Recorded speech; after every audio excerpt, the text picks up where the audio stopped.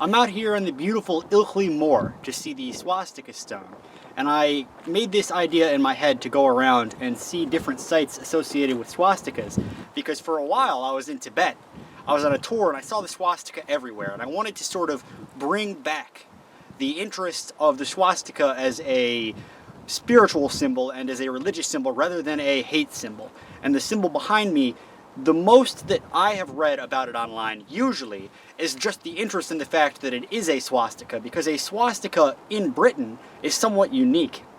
But the swastika wasn't really that native of a design to the Celtic people. They had the swastika of Brigid in Ireland, and they had other sort of interesting swastika designs, but the one behind me seems to be from a Celtic tribe in northern Italy.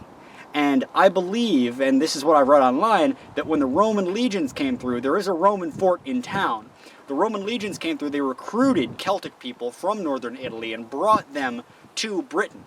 And it would be in this town around here in the moors that the Celtic tribe would have adopted to the local religion because it was a syncretic religion, and they would have helped to sort of integrate their religions. And the swastika stone here, also what's not mentioned a lot of times, is it is facing counterclockwise, meaning it goes against the direction of a lot of other stylized swastikas. And regardless of what people say online, the Nazi swastika wasn't the opposite facing to make it evil.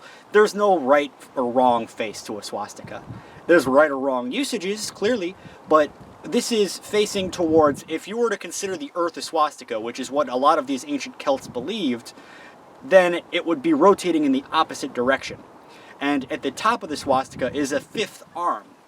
And it's believed that this comes from a Laplandic, or because the Celtic tribes were hypothesized to be very interconnected at some period of time in the distant past. They believe this could be 2000 BC.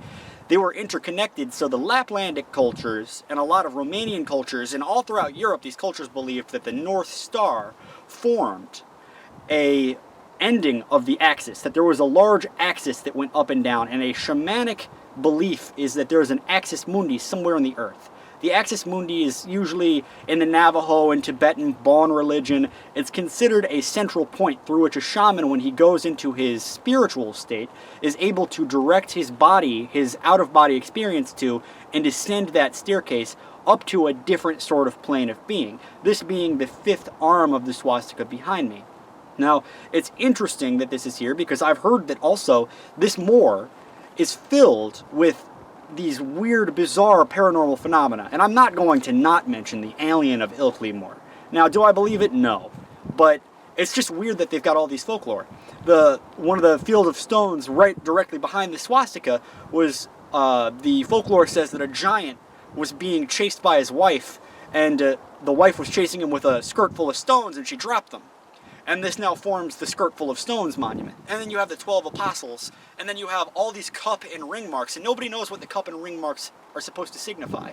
They believe that it could be constellations, villages, some sort of religious symbolism, but I think it's a wrong assumption to make that people carved the swastika just because it was pretty. Obviously, you have this whole idea of a shamanic channeling your spirit through a ladder. And when I was in Tibet, this is one of the things I saw. The idea of climbing a ladder through an axis mundi to a different plane is a common custom, whether or not it's openly spoken about in religion. It's sort of an archetype of the religion. And this is why on all sorts of mountains, for example, this area right here, all of these rock cliffs would have been painted white with ladders. It's the idea of climbing the ladder to another plane of being. And the swastika here, I like Carl Sagan's explanation, because you don't see swastikas on cave paintings. You see other designs, but the swastika appears sometime around, I believe, 3500 BC. Now, don't quote me on that, but this could be Neolithic, and nobody knows the exact dates when you get this far back in time. But he believes that an asteroid came by the Earth, and that it crossed so close that, one, people recognized it was a pretty close call, and they thanked their gods for not being annihilated, and two, they saw the gas jets from the coming out of the surface of this asteroid, and as the asteroid rotated, they saw them form wings, sort of, around the asteroid. And this is the image of the swastika, as it was imprinted in the minds of early men. And you could say that this is sort of like the Pillar Stone in 2001 Space Odyssey. This is an image that's been imprinted in our memories since before any sort of history was ever recorded. And it's been passed down through these allegories and religious tales. And I just think that this is an absolutely fascinating place, and it's so overlooked by most people who visit Yorkshire.